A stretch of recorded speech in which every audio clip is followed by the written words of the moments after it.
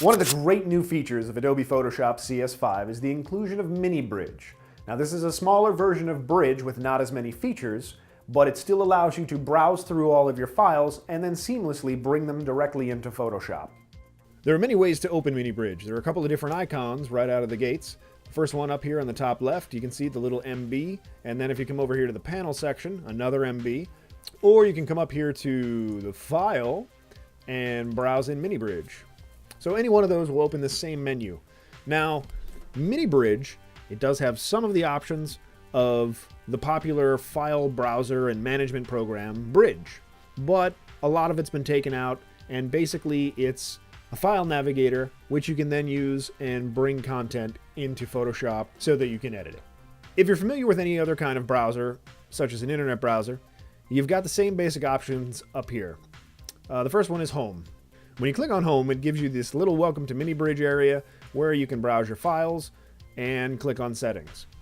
So my first option here when I click Browse Files brings me to the desktop. Over here I've got favorites, recent folders, collections, etc. And then here's where the actual files on my computer are located. So we'll stick with the desktop for now.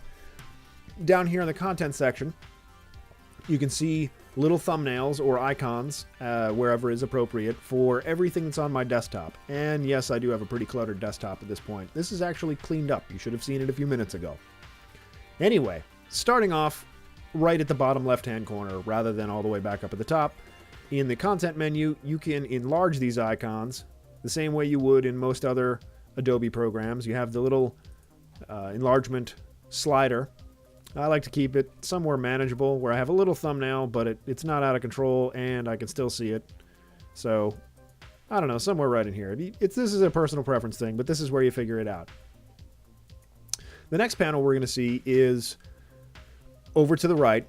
This is our slideshow option, and if you click on slideshow, whoops.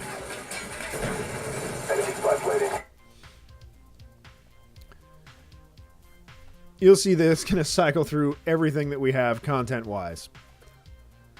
So then we have some images, and I'm just going to hit escape here to bring us back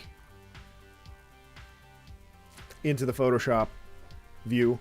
Right next to the slideshow option is the view option, bottom right-hand corner again. And here we can view things as thumbnails, which is what I have now, as a film strip, or details, list, pretty much all the same options that you have in any basic file browser. All right, so I did skip over one thing if you were watching closely in the slideshow section, and that's review mode.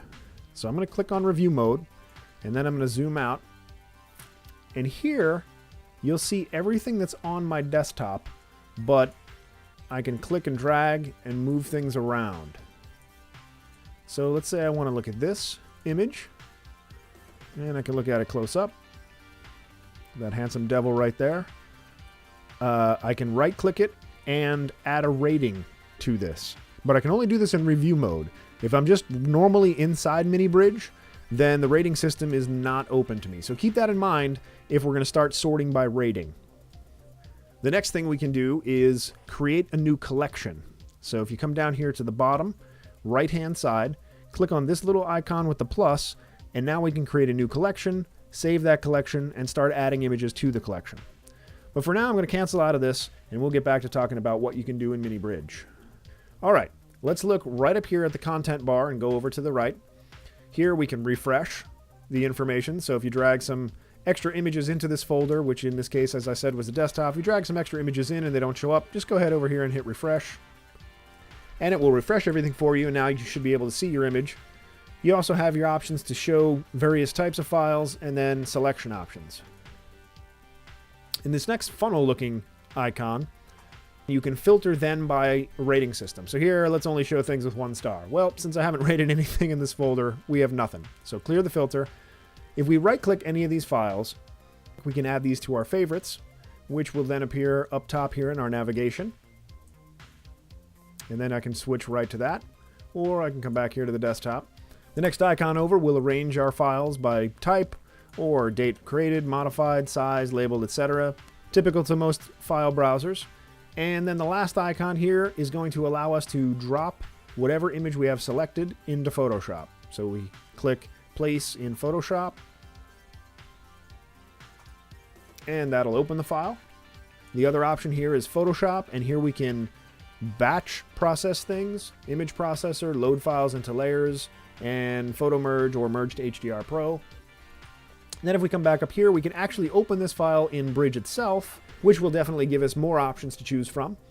The next icon over determines how we view Mini Bridge. And we just have these three little options here to change what we're looking at. Nothing fancy. And then finally, there's the search function. All right, so that's all for Mini Bridge. It doesn't give us all the options that Bridge gives us. And even though Bridge doesn't take up much itself in terms of system overhead, it's nice to have this Mini Bridge right inside Photoshop.